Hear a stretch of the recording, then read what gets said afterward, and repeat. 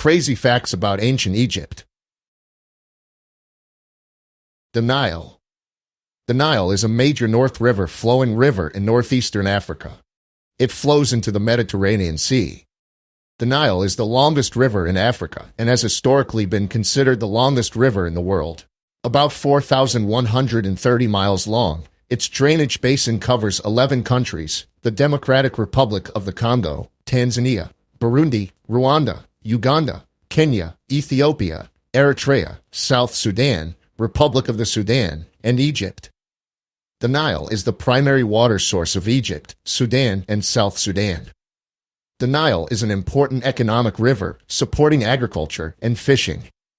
The Nile has been the lifeline of civilization in Egypt since the Stone Age, with most of the population and all of the cities of Egypt developing along those parts of the Nile Valley lying north of Aswan. The Greek historian Herodotus wrote that Egypt was the gift of the Nile. An unending source of sustenance, it played a crucial role in the development of Egyptian civilization.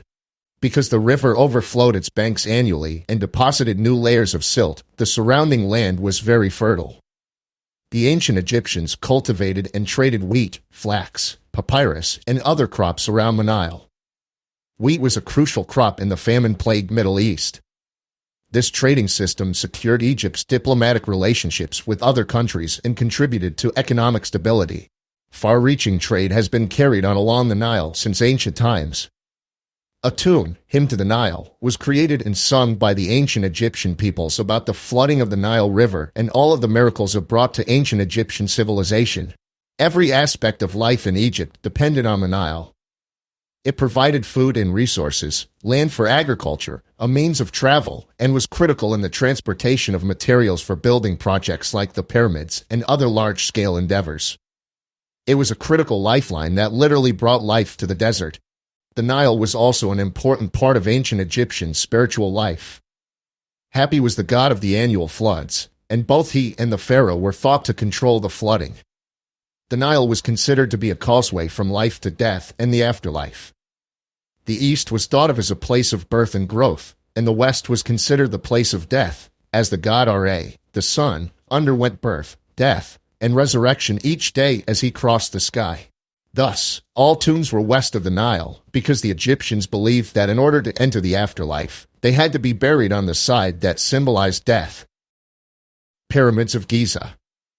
The Giza Pyramid Complex in Egypt is home to the Great Pyramid, the Pyramid of Khafre, and the Pyramid of Menkaure, along with their associated pyramid complexes, and the Great Sphinx.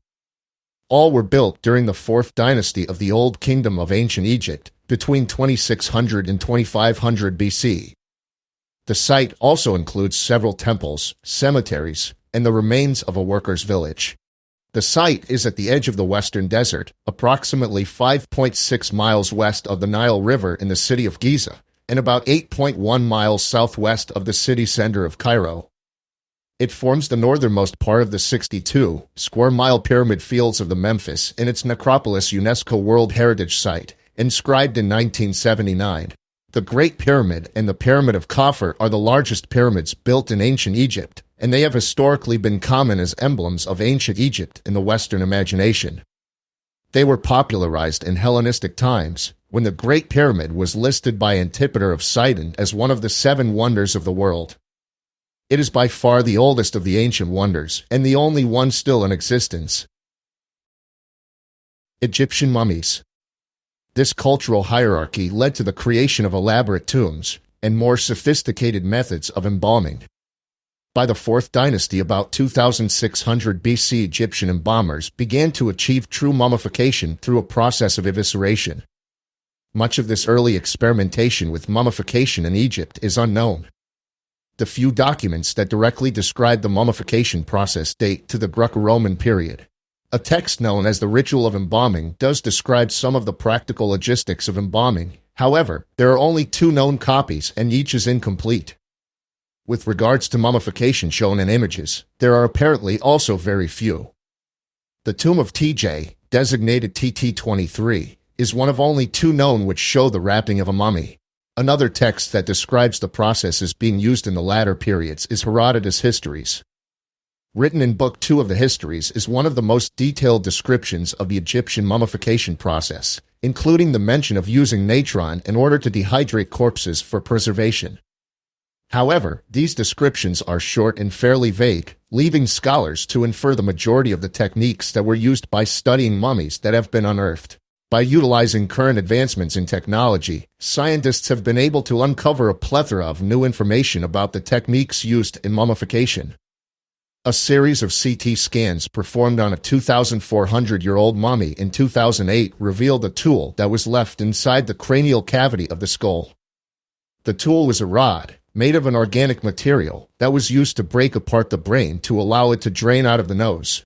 This discovery helped to dispel the claim within Herodotus' works that the rod had been a hook made of iron. Earlier experimentation in 1994 by researchers Bob Breyer and Ronald Wade supported these findings. While attempting to replicate Egyptian mummification, Breyer and Wade discovered that removal of the brain was much easier when the brain was liquefied and allowed to drain with the help of gravity, as opposed to trying to pull the organ out piece by piece with a hook. Through various methods of study over many decades, modern Egyptologists now have an accurate understanding of how mummification was achieved in ancient Egypt.